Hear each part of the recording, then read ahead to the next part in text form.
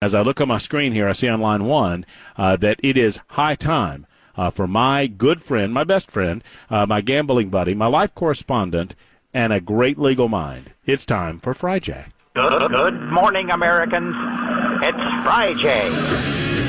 By the way, Bill, I'm getting a groundswell of OG people that are begging for the old school Perry Mason. I don't know where I'm at on it yet. I'm just letting you know that I had that related to me. I don't know where the man himself is on it, although he's kind of OG in his own right. He is Jay St. Clair. He joins us weekly to thrill us with his legal knowledge and to also, talk about anything else he wants to discuss on this day and to answer your legal questions. 615-737-9986. Jay, how's it going, buddy? How are you? Hey, Matt, if I were any better, I would be watching you feed wild turtles in this lazy little stream behind a Waffle House. I'm a man of simple pleasures, and life just doesn't get much better than that. My one regret about feeding the turtles behind the Waffle House is that we fed them. I took a piece of your toast, which was wheat, and I took a piece of mine, which was white. And I thought about this later on, Jay. This is the way my mind works. It's very odd. But I tried to remember which they seemed to like more. They liked both of the pieces of bread quite a bit. But I failed to notice if they preferred white or wheat. One way or the other, they seemed to be ready, willing, and able to accept anything offered to them in that little stream outside the Waffle House. No, it's just great. It's wonderful. It's a hot morning, but that's just, I am American by birth, man, but Southern by the grace of God. Mm-hmm. And that's about as Southern as it gets right there. Yeah, feeding turtles outside the Waffle House? Yes. Yes, sir. Well, it was, when it's the highlight of the trip. And look, I'm not even talking about the heater that Jay got on the night before at the craps table. So when that's the highlight of the trip and there was a heater involved, it was a pretty good trip that you and I had last weekend. Yep. Yeah, well, money easy come, easy go. But, wild turtles coming up around you. It was like Bambi. Well, the amazing thing is, Jay, I could walk within 12 feet from me is a gumball machine that has been converted on this dock to a fish feeding machine. Oh, and I watch as the carp and the turtles battle it out for who gets the food first. And what is it about me that I'm rooting for the turtles? Yeah. Are you rooting for the turtles, Jay? Kirby gave the thumbs up. He's rooting for the turtles. It's the rabbit and the turtle, right? The turtle's a slow-moving one, right? The carp's got a distinct physical advantage. Mm-hmm. Mm-hmm. So we all wait a minute. Did he just say it's the rabbit and the turtle versus the tortoise and the hare? Oh, yeah. Well, in the South, it's a rabbit and a turtle.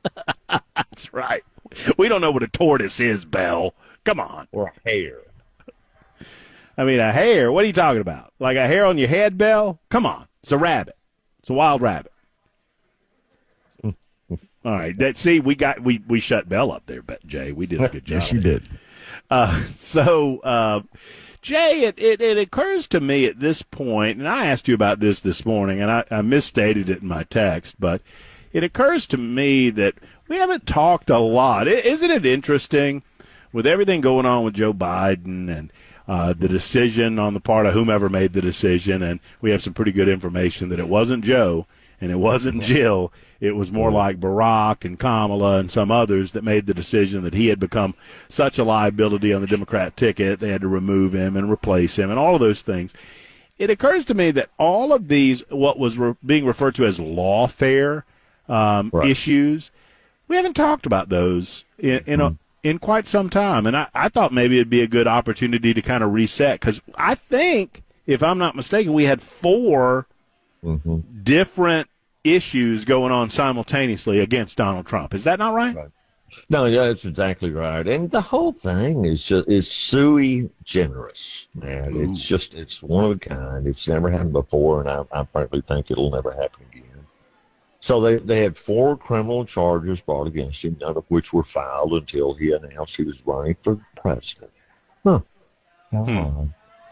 2 of them are in state court. 2 of them are in federal court. One in the state court is in Georgia. And that case has kind of been forgotten, right? You remember that. It's about the conspiracy of January 6th. That case will not go to trial before the election. Because the prosecutor, you talk about being hoisted on your own petard. You know, that's the one where the prosecutor was having an affair with one of her assistants. And that got found out. And so they're going to try to kick her off the case. Well, that's out now tied up in the appellate courts now. There's 0% chance that case will come to trial before the election. The other one is the state court case in New York where Trump got convicted. And really the only thing left to do there is to sentence him or maybe even to overturn the conviction in light of the Supreme Court's decision in the immunity case. That's going to come up in September. So that's the one thing that something's going to happen in that case, Matt. The Florida case was about the documents at Mar-a-Lago. That case has been dismissed, man. Judge threw that case out of court. So it will not be heard before the election. And then the other federal case is in Washington, D.C. It's the other January 6th case. And that's the one where the immunity issue went to the United States Supreme Court. And there's maybe a 1% chance that case will be heard before the election. Well, I'd say 1/2 of 1%. So the bottom line is that there's not going to be another trial before the election, in my view.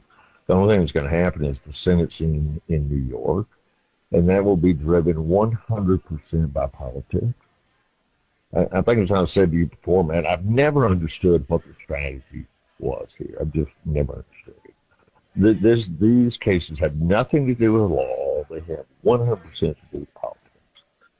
And I suppose one strategy was to keep him from being nominated. You know, if they just accuse him of all these crimes, people will run away from him. Well, if that was the strategy, it didn't work.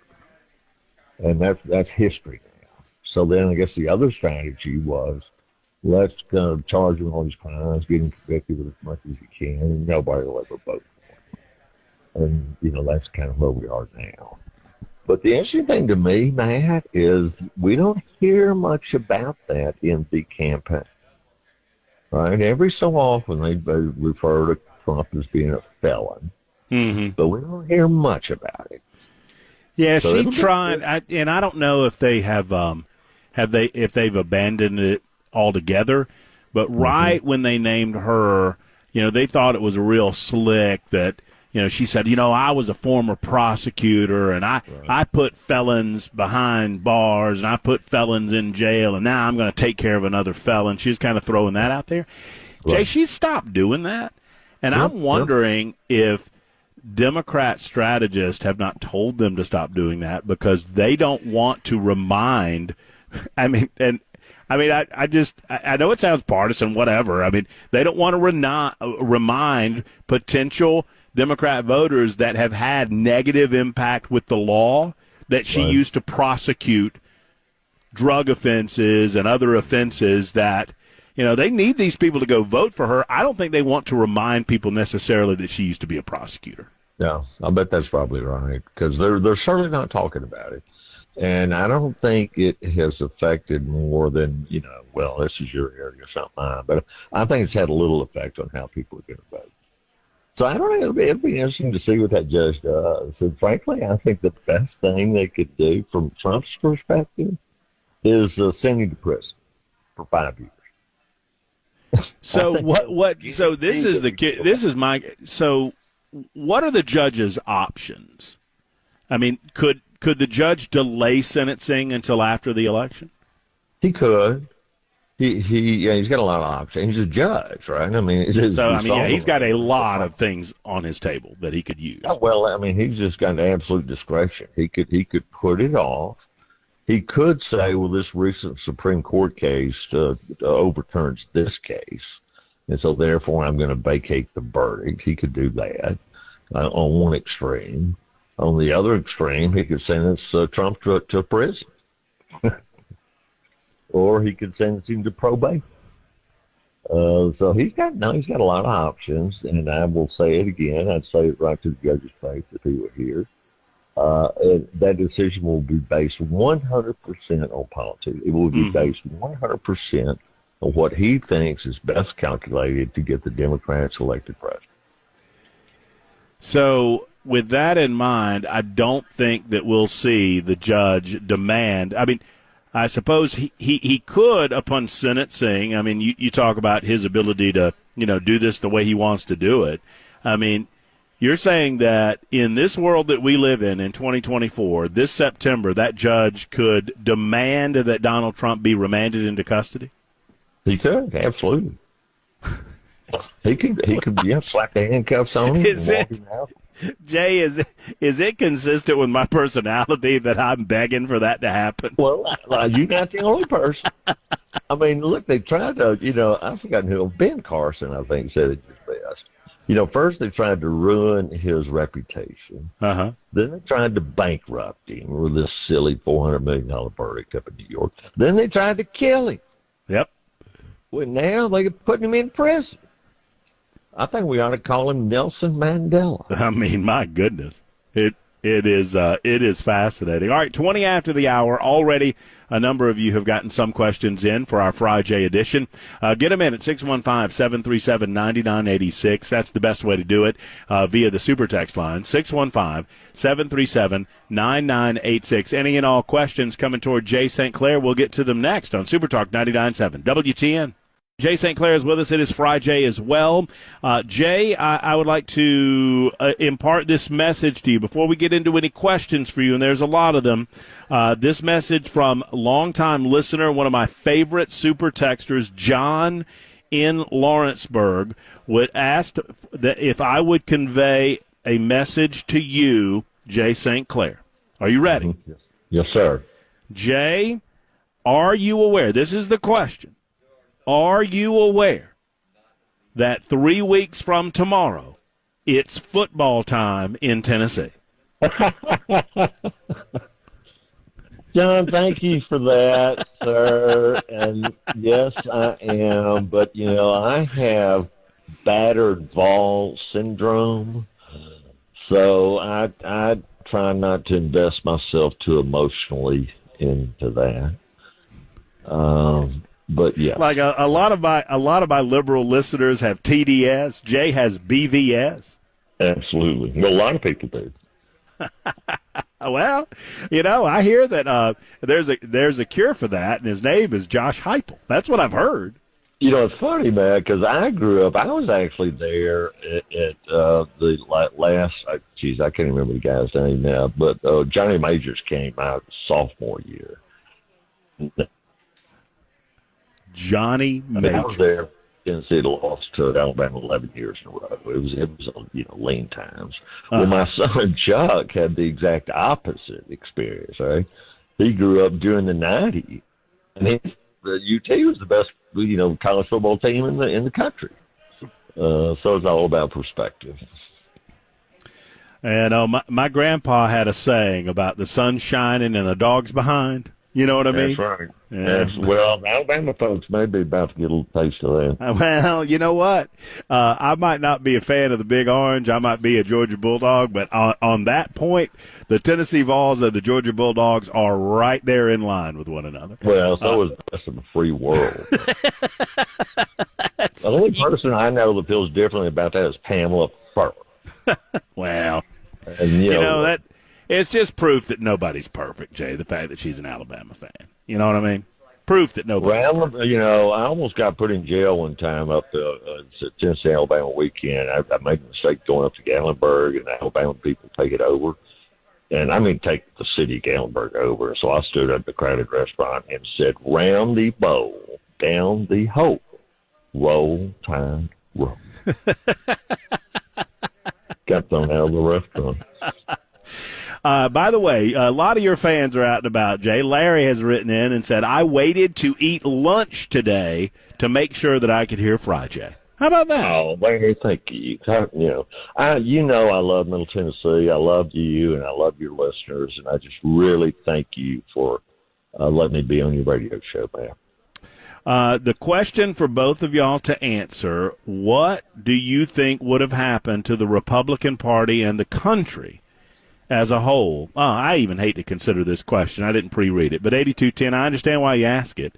The hypothetical about the assassination attempt against Donald Trump and what possibly could have happened. I mean, I perish to even think about how the world would have reacted to a successful assassination attempt, Jay. Yeah, that's much more in your expertise than mine, Matt. So I defer to you on that one. Well, I just I would sadly tell you that, I mean, I think I have some ideas about where we would have gone, but it would have been a very, very dark time in the United States of America. It can potentially get pretty dark anyway, and I think it's sad. It's a sad, and I'll say this before we get back to questions from Jay. It is a sad testimony to where we are as a country that is not it's not even a month old. Yep. I mean, July 13th was the day that Donald Trump, the assassination attempt, it's not even a month old, and the same mainstream media that talked about, we need a reset, we need to elevate our conversation, we need to rise beyond this, they're back out it. I mean, Joe Biden the other day, the one interview that I've seen him give since he announced he wasn't running for re-election, that same Joe Biden repeated the lie that Donald Trump was talking about bloodbaths and all of these types of things, when, of course, Donald Trump was specifically referring to the car manufacturing industry when he talked about it being an economic bloodbath, using that terminology. So I think it's a sad testimony that we seem to have forgotten that an assassination attempt occurred less than a month ago. We're not getting any answers as to how in the world the Secret Service allowed that to happen. So 8210, I understand why you asked the question.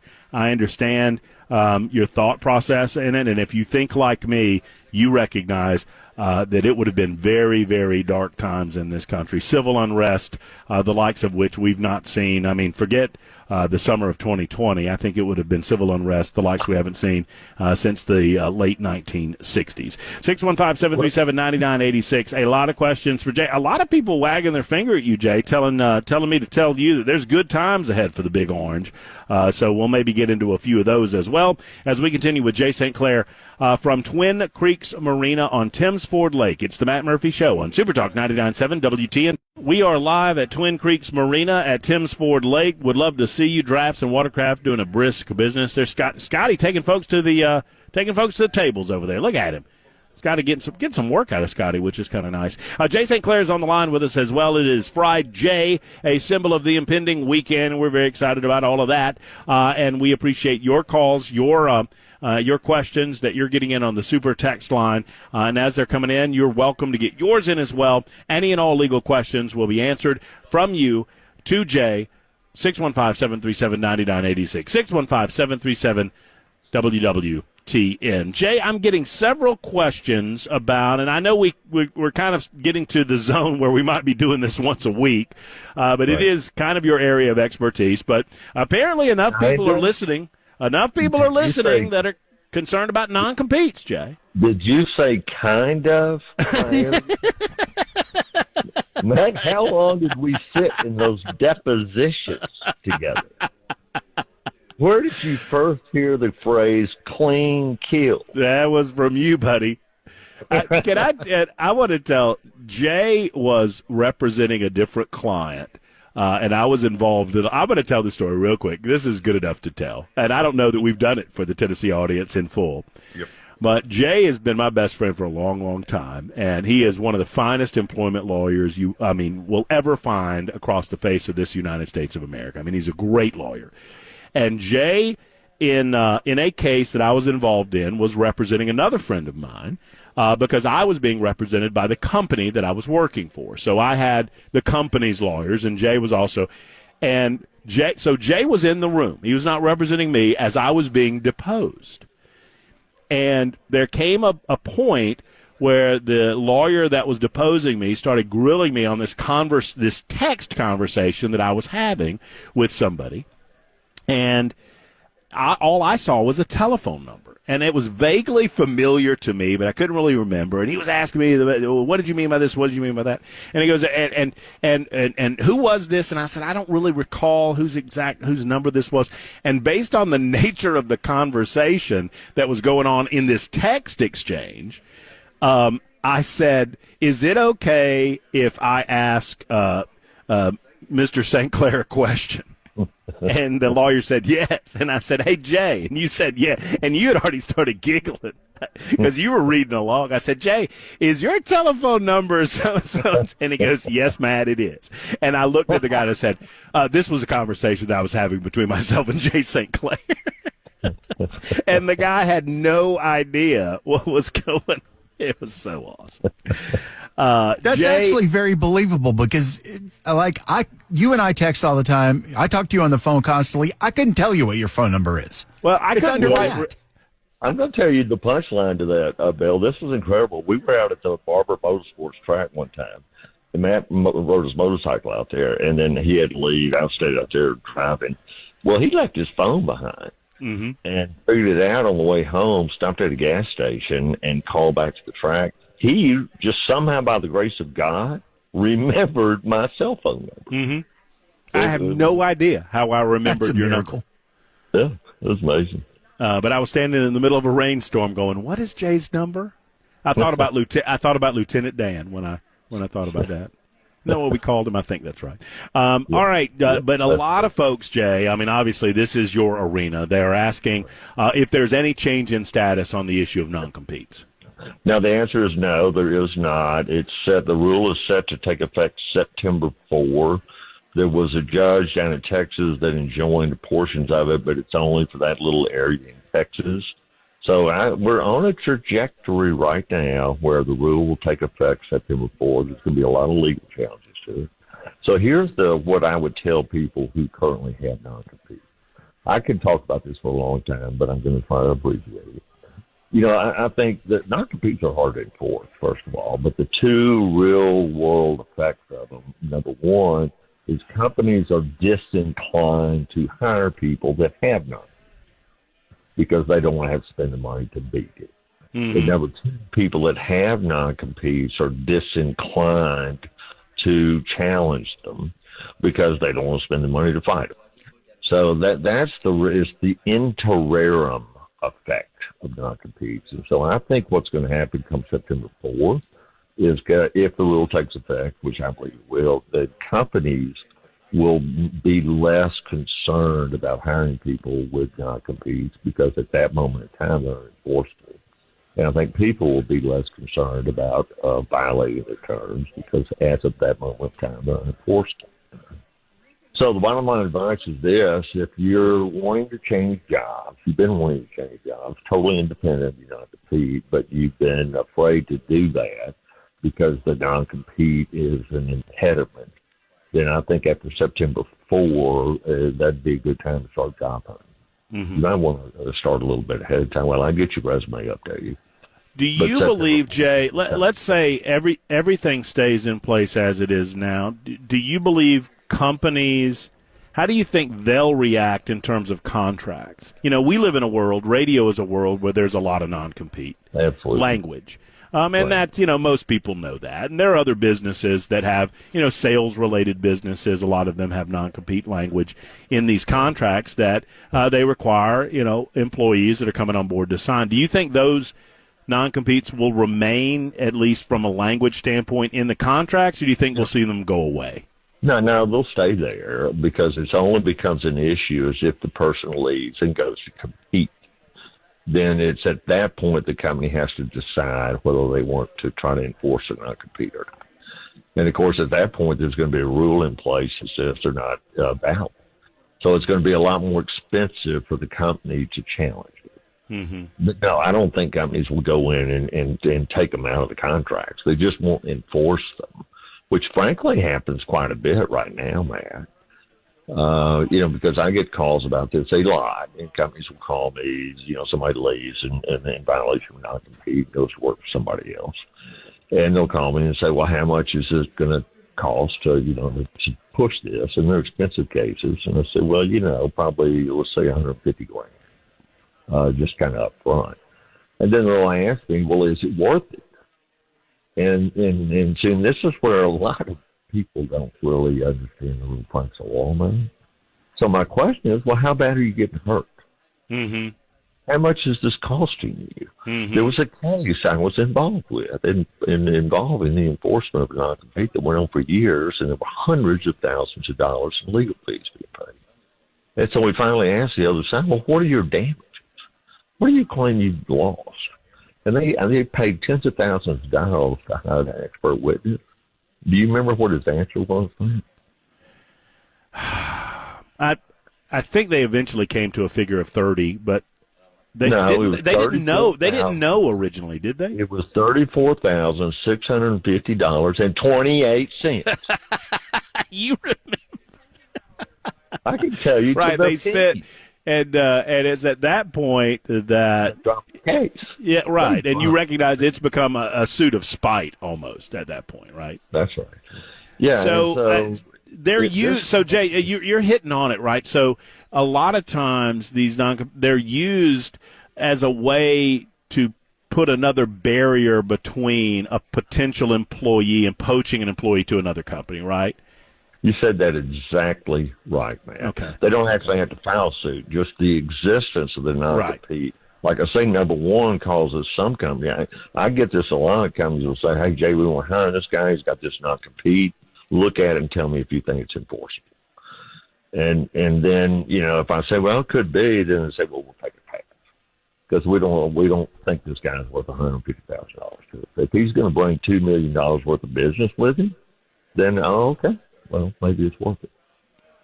So, yeah, number one, it makes companies less likely to hire you. And number two, it makes you less likely to move because you don't want to have to pay $150,000 to win your non-compete case. Ann writes in, Jay, and says, I want to ask Jay if he will say hi to me since nobody else at WTN will talk to me anymore. Ann? That's Ann, A-N-N. I'll talk to Ann anytime I'm happy to talk to Ann, but apparently she feels like she's not being talked to, Jay. This can't be the Ann that you and I saw last weekend. I don't think it's the same Ann. I think this is a different. Well, Ann, from me to you, happy Friday. I'm so glad you're listening. Oh, that's so sweet. Let's see. Please help me. And now my computer has decided to lock up, and it's not going to this next question. I'll tell you what we'll do. A quick timeout. It's 47 after the hour. Time to do that anyway. I'll reset on my Super Talk text feed, and we'll get to as many questions as possible with our man Jay St. Clair. It's FRI JAY on Super Talk 99.7 WTN. We've got to get to as many questions as possible with our man Jay St. Clair as we conclude FRI JAY at 53 after the hour. Jay, here is a question. Oh, this is so much fun. It's about HOAs. And you know how much I love HOAs. So, Matt, she says where she lives. I'm not going to say where she lives. Maybe I put a Trump sign inside my house in my window. I got a letter from the HOA saying if I don't take it down, they're going to charge me. They say it's political. I said, well, the people down the road have had a Black Lives Matter sign up for 4 years, and they say that's not political. What should I do? Any thoughts? All right, so let's look at this from 50,000 feet. First of all, the government is not involved here. This is a matter of private contract. If the government were making that distinction, you'd have a great case. But so all that's involved here is private property. Arguably your HOA is discriminating against you. Mm-hmm. Maybe you could make a claim that it's because of race. Certainly it's for a viewpoint. The question is phrased very well. I love it. What should I do? Let's think about what your options are. Really, you have two options. One option is to take the sign down, right? And then it's over with. Option number two is leave the sign up and then force them to, they said they're going to fine you? Was that what it was, man? Yes. then they'll fine you, and then you can refuse to pay it, and then, it'll end up in court. And so I guess the question is, are you willing to invest the time and money and emotional energy and all that to fight that in court? It turns on how much that matters to you. You don't have a clearly winning case. I would need to see the bylaws of the HOA to give you a more informed opinion. But you don't have a clearly winning case because it's not the government. It's like when I used to go to Matt's house to watch the Tennessee-Georgia game. Mm-hmm. He said, Jay, you're welcome to come on over, have the best time you can, but the first moment, good up. Oh, get out of here. You're leaving. Hit the bricks, buddy. You can't sing one note of Rocky Top. And he's entirely within his rights to do that. Well, and the texter 6694 has responded and said it's inside of my house. That has a lot to do with the language regarding whatever contract they signed with the HOA, right? Yeah, that's right. I couldn't, my guess. See, here I'm just guessing, but I'd say the HOA rules say, well, you can't have any political signs, even if it's in your house, if it's visible from outside. Right, displayed. Yes. But read your HOA bylaws, and if you think the bylaws don't prohibit that, then just leave the sign up, and then they're going to send you a fine and then tear it up, and then see if they'll sue you. Right. Yeah. No. And they 6694 has said that their HOA says no political in the yard. So my advice, 6694, and it sounds like this is where you're at on it.